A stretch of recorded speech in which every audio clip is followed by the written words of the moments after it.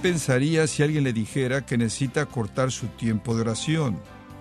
Podría decir que es un mal consejo, pero considere esto: la oración es un tiempo desperdiciado si no se entiende su propósito. Por ello, le invito a que nos acompañe cuando John MacArthur nos dirige al propósito de la oración, aquí en Gracia a Vosotros.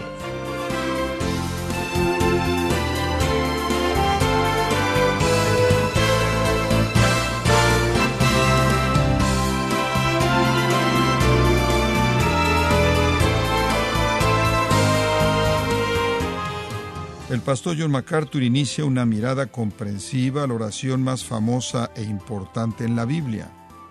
Usted lo conoce como Jesús enseñando acerca de la oración, pero al descubrir más de esto, se dará cuenta que quizá el título debería ser La oración de los discípulos, título de la serie que damos inicio el día de hoy. Este es un mensaje del pastor John MacArthur, traducido y predicado en español para el mundo de habla hispana. Estamos comenzando un estudio de la oración de los discípulos en Mateo 6, 9 al 15. Realmente la oración llega hasta el versículo 13 y los versículos 14 y 15 son un epílogo de la oración para explicar un elemento de la misma. Pero este será nuestro estudio durante las próximas semanas. Usted no puede estudiar esto, la oración de los discípulos, comúnmente conocida como la oración del Señor, de manera apresurada. Para muchas personas, esta oración simplemente es algo que han recitado, y al limitarla a eso, usted pierde el punto entero porque es infinitamente más que eso. Quiero darle una perspectiva panorámica de la oración de los discípulos. La razón por la que quiero hacer esto es porque creo que es tan esencial. Realmente creo que para cuando terminemos de estudiar esto en las próximas semanas, será una experiencia que cambiará nuestras vidas. Va a ser en nuestra vida de oración lo que creo que las bienaventuranzas harán en el área de nuestro compromiso y consagración. Es monumental en términos de su capacidad de instrucción. Ahora, al comenzar la serie de la oración de los discípulos, creo que necesitamos tenerla en mente. Así que permítame leerla hasta el versículo 13. Vosotros, pues, oraréis así: Padre nuestro que estás en los cielos, santificado sea tu nombre. Venga tu reino. Hágase tu voluntad como en el cielo, así también en la tierra. El pan nuestro de cada día, dánoslo hoy. Y perdónanos nuestras deudas, como también nosotros perdonamos a nuestros deudores. Y no nos metas en tentación, mas líbranos del mal, porque tuyo es el reino y el poder y la gloria por todos los siglos. Amén. Ahora, al enfrentar esta porción tremenda de las Escrituras, nos encontramos con uno de los temas más vitales de toda la vida cristiana. Enfrentamos el tema de la oración. Se ha discutido mucho, se ha hablado mucho, se ha enseñado mucho. Sin embargo, es vital y quizás ha sido malentendido en muchos casos. El creyente debe aprender a orar para experimentar la plenitud de comunión con Dios, para abrir las puertas del cielo, para conocer la plenitud de la bendición de Dios. Necesitamos saber cómo orar. Este maravilloso patrón de oración nos enseñará eso. Y claro, creo que todos estamos conscientes de lo importante que es la oración. El apóstol Pablo dijo: orad sin cesar. Orad sin cesar. Ore y nunca deje de orar. Ahora, algo que consume tanto a la experiencia cristiana debe ser entendido. Si no sabemos cómo orar, si no sabemos por qué orar, entonces no nos ayuda mucho el seguir orando. No obstante, si sabemos por qué orar y cómo orar, entonces orar sin cesar tiene una importancia tremenda. Ahora recuerde que en esta sección en particular del Sermón del Monte, Mateo está presentando al Rey, como lo hace en todo su Evangelio. Y aquí en los capítulos 5 al 7, el Rey está presentando los estándares de su reino. Ahora Él da el estándar de su reino en contraste a los supuestos estándares del día. Los judíos del día de Jesús habían desarrollado un sistema que pensaban que era apropiado para llevarlos al reino, pero no era así. Y particularmente Jesús se está concentrando en el capítulo 6 en sus actividades religiosas. En el capítulo 5 Él dijo que su teología no era adecuada. Más adelante en el capítulo 6 su perspectiva del mundo material no es adecuada. Y aquí Él dice que su vida religiosa no es adecuada. Y Él toma 3 ilustraciones: sus limosnas, sus oraciones y su ayuno. Sus limosnas no son apropiadas. sus oraciones no son apropiadas y su ayuno no es apropiada. Y él usa eso como un contexto entonces para reafirmar cuál es el verdadero estándar de Dios. Entonces realmente estos son los estándares del reino. Estas son las condiciones de ser un hijo del rey. Esta es la manera en la que un verdadero hijo del rey vive, no como los judíos de ese entonces, sino como Jesús señala aquí al afirmar el estándar de Dios. Ahora, permítame tan solo decir que las tres que él usa aquí al discutir su actividad religiosa, el dar, el orar y el ayunar, el énfasis mayor se coloca en la oración porque la oración es más importante. El dar es importante, pero usted va a dar de manera apropiada únicamente cuando usted da a partir de una comunión constante con Dios, solo cuando usted está respondiendo a Dios, solo cuando su corazón está lleno de gratitud, solo cuando usted está dando a partir de la vitalidad de una vida personal que vive en comunión con Dios. Y el ayuno no tiene significado fuera de la oración. Entonces, el concepto de la oración es muy, muy elemental para todo lo que usted da y todo lo que ayuna. Y esa es la razón por la que cuando el Señor selecciona tres áreas de la vida religiosa, el dar, el orar y el ayunar, Él se concentra en la mayor parte de lo que Él dice en el tema de la oración. Es algo muy esencial. De hecho, Martin Lloyd-Jones lo ha expresado en estas palabras. El hombre se encuentra en su mejor estado y en su estado más elevado cuando está de rodillas, cara a cara con Dios. Y eso es verdad. Jesús entonces está desafiando la religión de su día y Él está diciendo, de hecho, sus oraciones, así como cuando ustedes dan y como cuando ustedes ayunan, son subestándares. Ahora dice usted, bueno, esa es la gente del Antiguo Testamento, esos son los judíos del día de Jesús. ¿Qué mensaje tiene esto para nosotros? Escuche, en el caso de nuestro día, nuestra religión, en muchos, muchos casos, es simplemente tan subestándar y está tan sujeta y es tan inadecuada como lo fue la de los judíos del día de Jesús. Se da mucho para gloria personal, se ayuna mucho para llamar la atención a nuestra supuesta santidad, y se ora mucho de una manera que es pretenciosa, se ora mucho que no reconoce los estándares básicos bíblicos divinos para la verdadera oración. De hecho, el apóstol Pablo dijo en Romanos 8:26, y él dijo esto acerca de la iglesia, él dijo esto acerca de personas de ese lado de la cruz, del lado en el que vivimos. Él dijo, no sabemos por qué orar como debiéramos.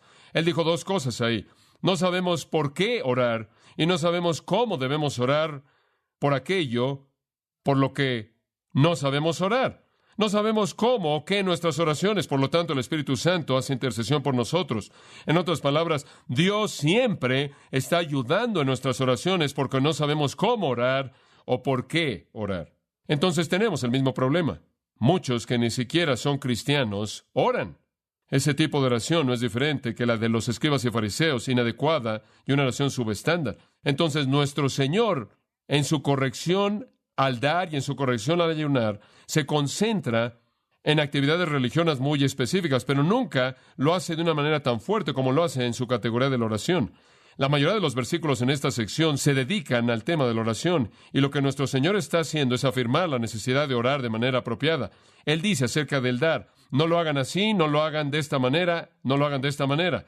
Acerca del ayuno dice, no lo hagan de esta manera, no lo hagan de esta manera y no lo hagan de esta manera. Pero acerca de la oración Él dice, no lo hagan de esta manera, no lo hagan de esta manera, sino háganlo de esta manera. Este es el único en el que Él da una descripción detallada del cómo debemos orar. No hay mucha discusión acerca de cómo debemos dar en este capítulo. No hay mucha discusión acerca de cómo debemos ayunar. Simplemente se toca de manera ligera. Pero cómo debemos ayunar, escúcheme, es de manera total, general, específica y detallada, cubierto en esta oración simple de 66 palabras breves.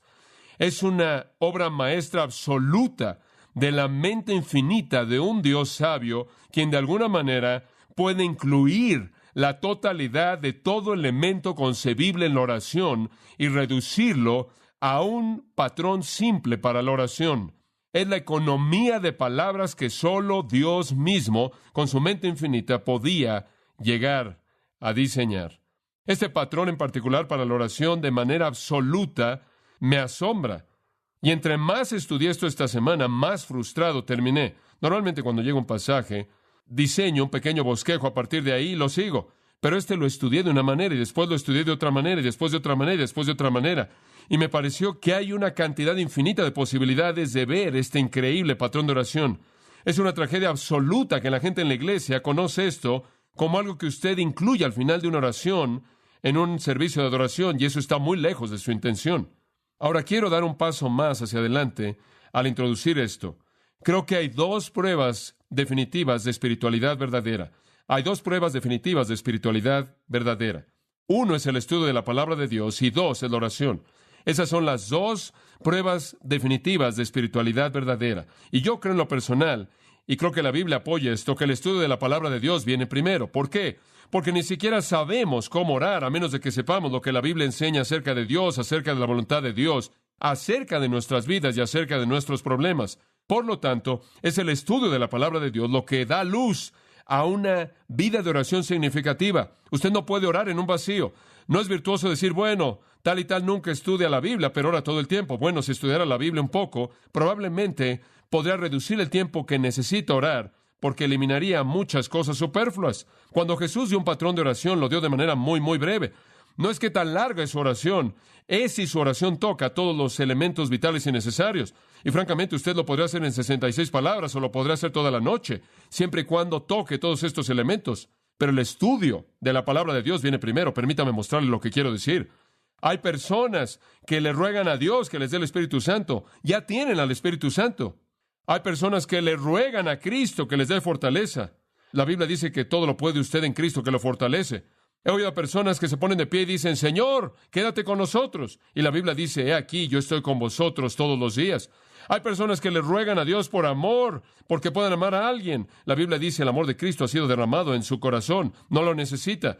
Simplemente necesita expresarlo. Lo que estoy diciendo es que a menos de que entendamos la verdad de la palabra de Dios, no sabemos realmente cómo orar. Entonces, las dos pruebas definitivas de madurez espiritual o de espiritualidad son el estudio de la palabra de Dios y como un corolario, la oración que es guiada por una comprensión de la verdad de Dios.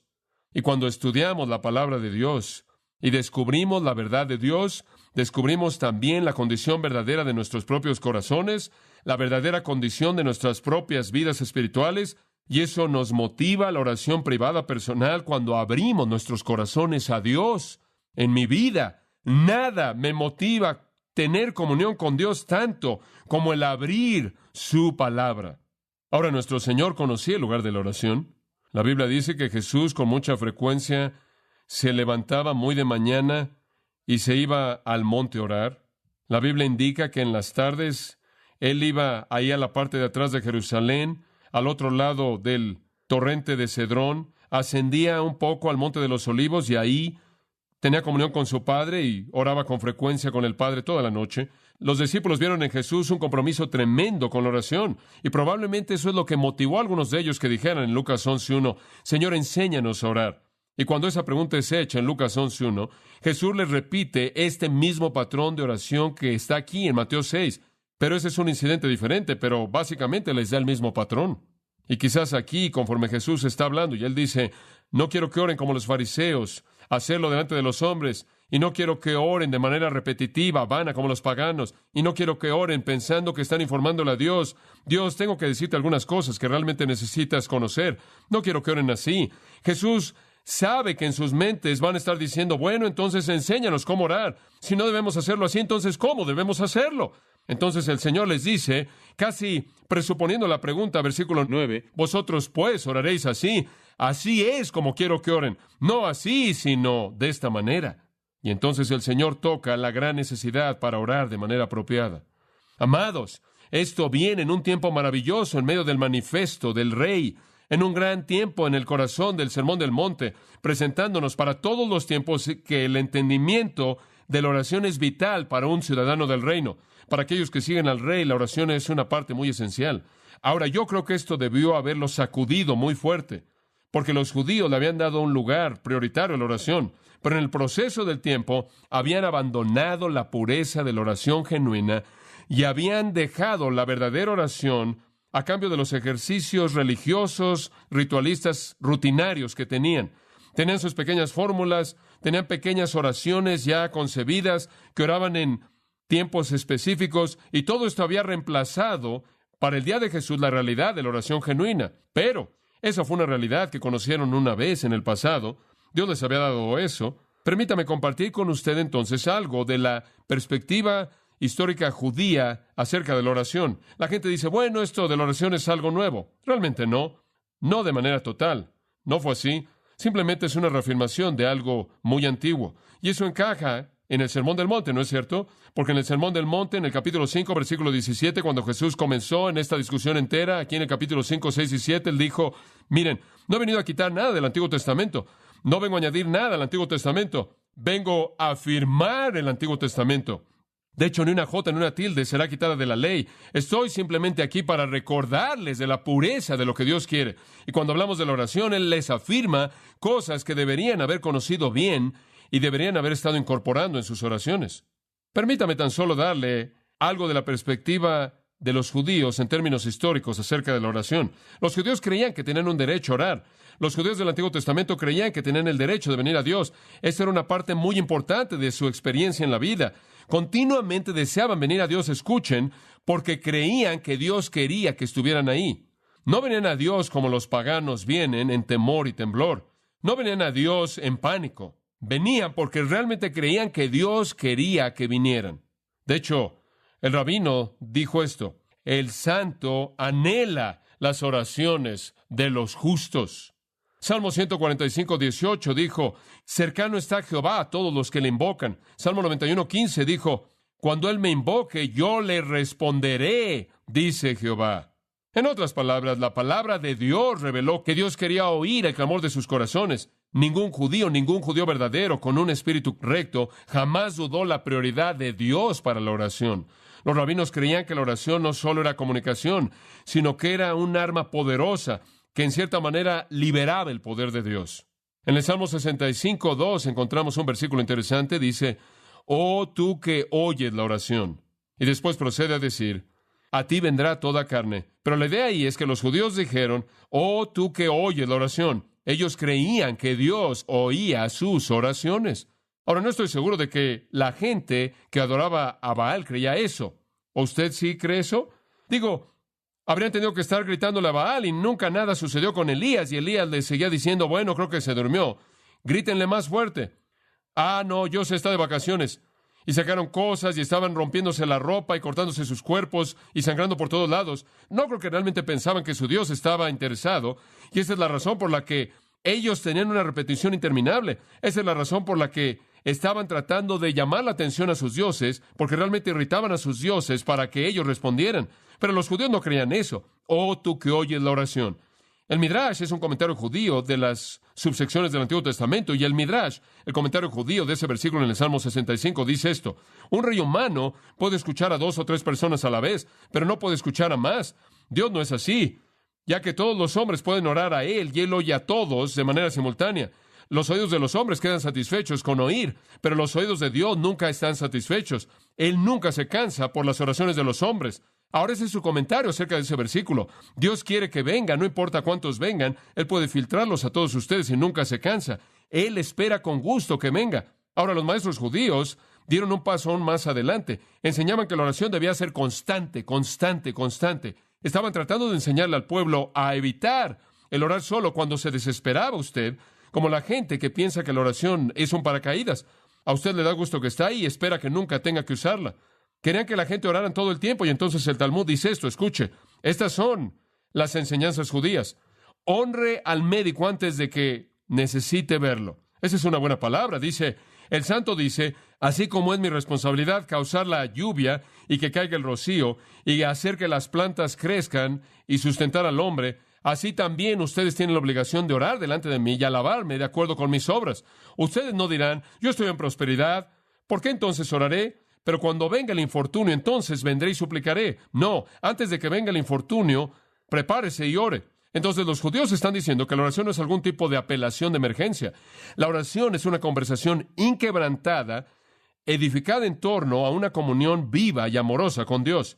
Tenían razón, ¿se da cuenta? Tenían razón, tenían la perspectiva correcta. La oración era comunión inquebrantable. La oración era un Dios quien realmente quería oírlos, quien realmente se preocupaba y cuya mente no estaba distraída por la multitud de las oraciones. Y eso es verdad. Además, permítame decirle algo más acerca de la perspectiva histórica de las oraciones judías. Ellos creían que la oración debía incorporar ciertos elementos. Número 1, y le voy a dar una lista de unas 8 de estas. Número 1, ellos pensaban que la oración debía incorporar el amor y la alabanza, que cuando usted iba a Dios debía haber un sentido de su dignidad y una adoración y alabanza amorosas.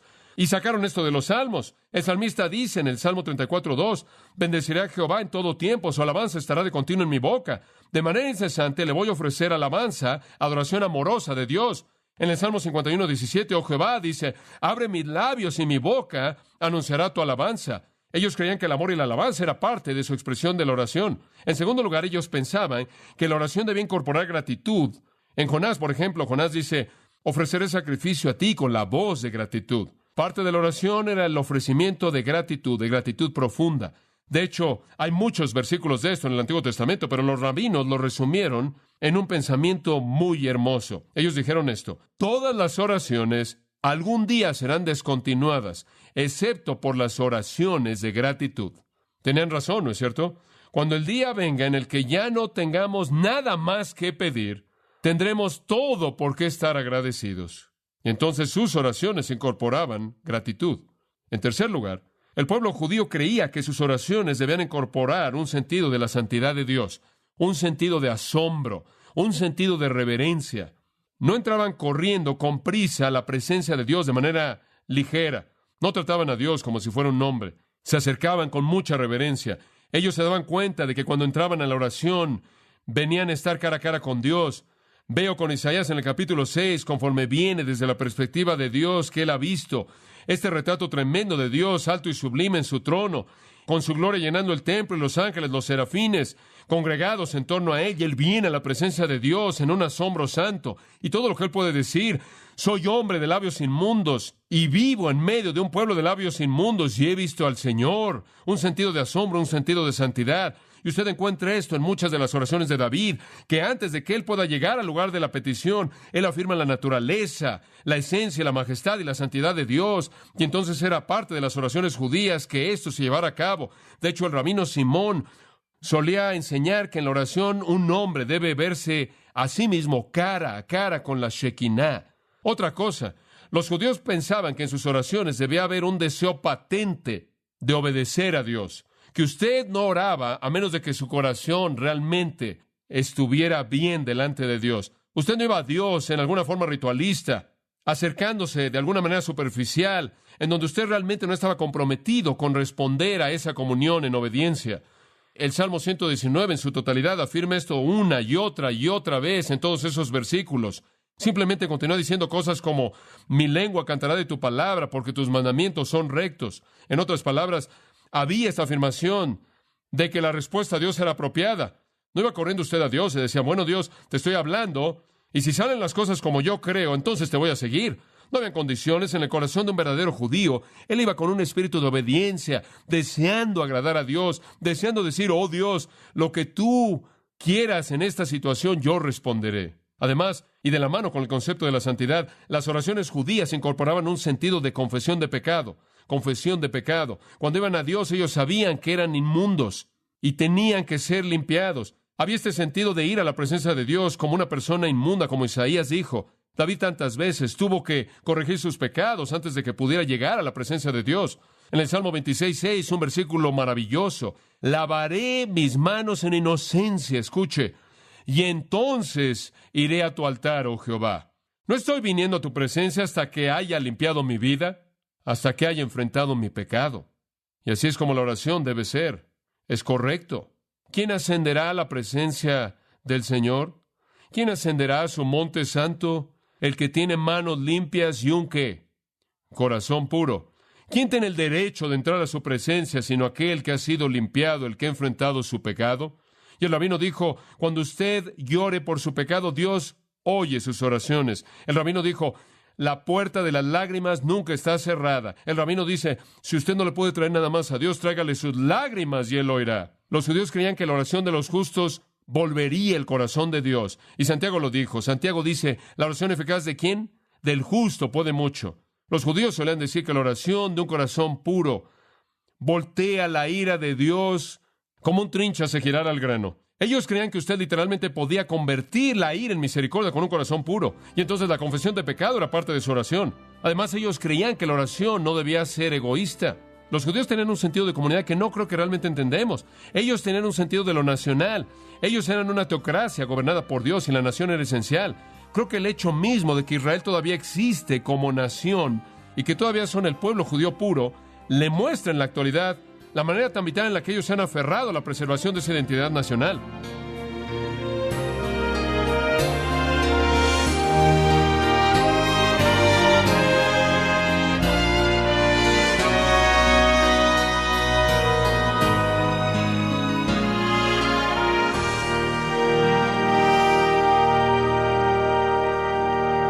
Puede que conozca a alguien que se opone rotundamente en asistir a la iglesia porque dice que no obtiene nada del servicio.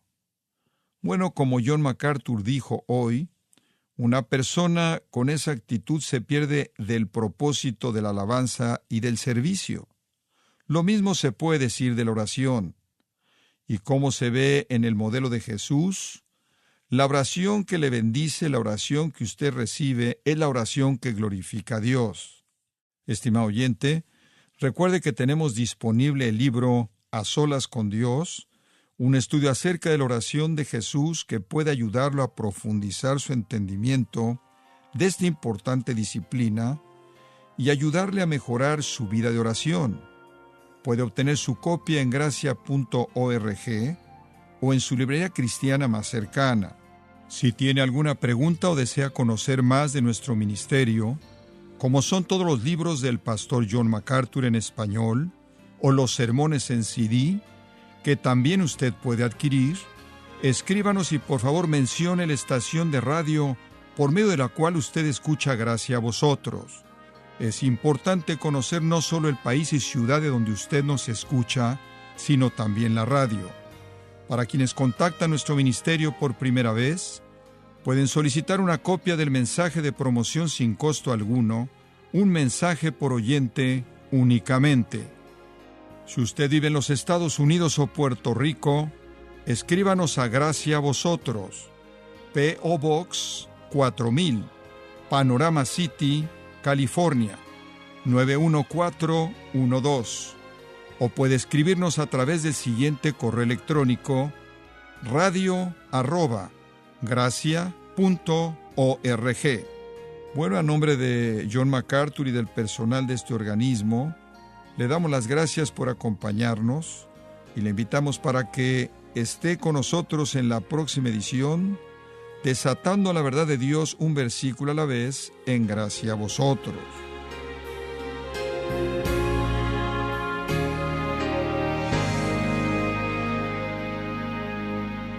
¿Qué es lo que piensa acerca de libros que ofrecen nuevas técnicas para una oración más efectiva?